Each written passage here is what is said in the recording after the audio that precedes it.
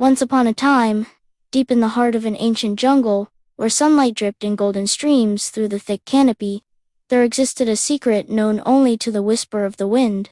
Hidden amongst the giant trees and lush foliage was a village crafted from the most extraordinary materials imaginable.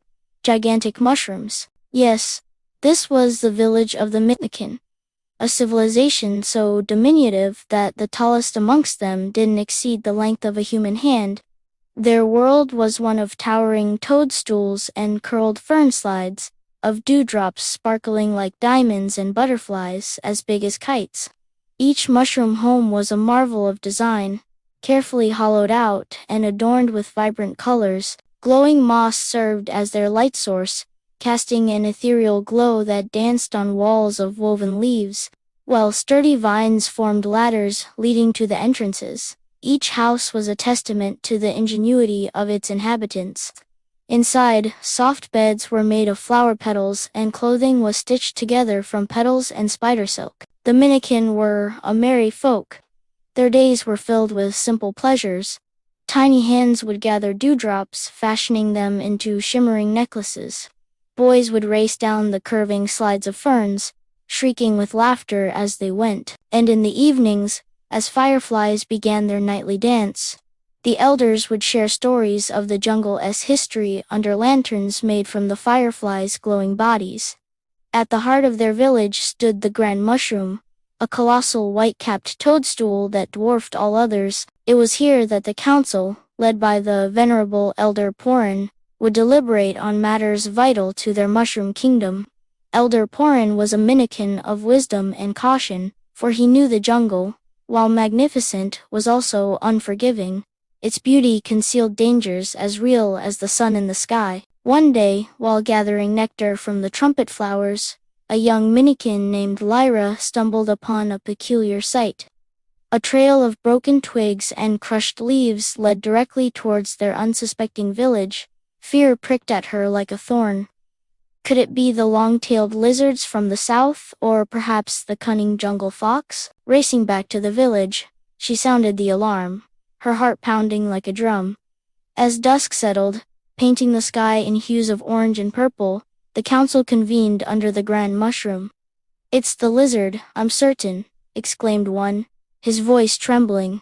"They have keen eyes and sharp teeth," added another, "perfect for hunting small prey." But Elder Porin, his face etched with concern, raised a hand for silence. "We must be ready for any eventuality.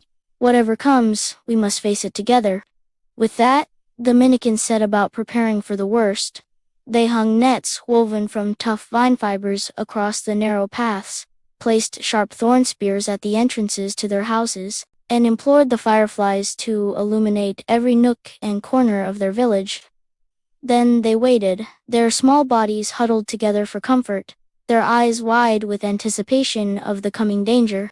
Suddenly, the ground began to tremble with heavy footsteps, shaking the very foundations of their mushroom homes. Emerging from the darkness, silhouetted against the moonlit sky, was the most unexpected of creatures, a massive jungle toad.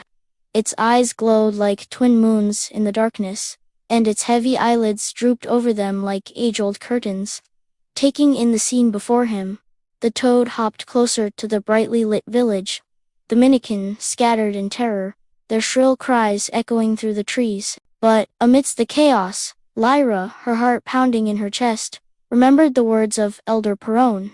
She took a deep breath and stepped forward. "Wait," she called out, her voice trembling slightly. The toad paused, turning its glistening head towards her. "The toad is not here to harm us," she declared, pointing to its injured leg. "Look, it's caught in the thorns." Indeed, the leg was entangled in a mess of thorny vines, and the toad winced with every attempt to free itself. Mustering her courage, Lyra, along with several others, cautiously approached the struggling creature. With their tiny hands and sharp stone knives, they began to cut away the thorns. The toad blinked at them with eyes as big and round as marbles, and let out a deep, rumbling croak, a sound that reverberated through the forest floor. Finally, with a final snip of the knife, Lyra freed the last of the thorns. The toad, with a mighty leap, disappeared into the undergrowth. From that night forth, the toad became a regular visitor, sitting regally near the grand mushroom, its presence a reassuring constant.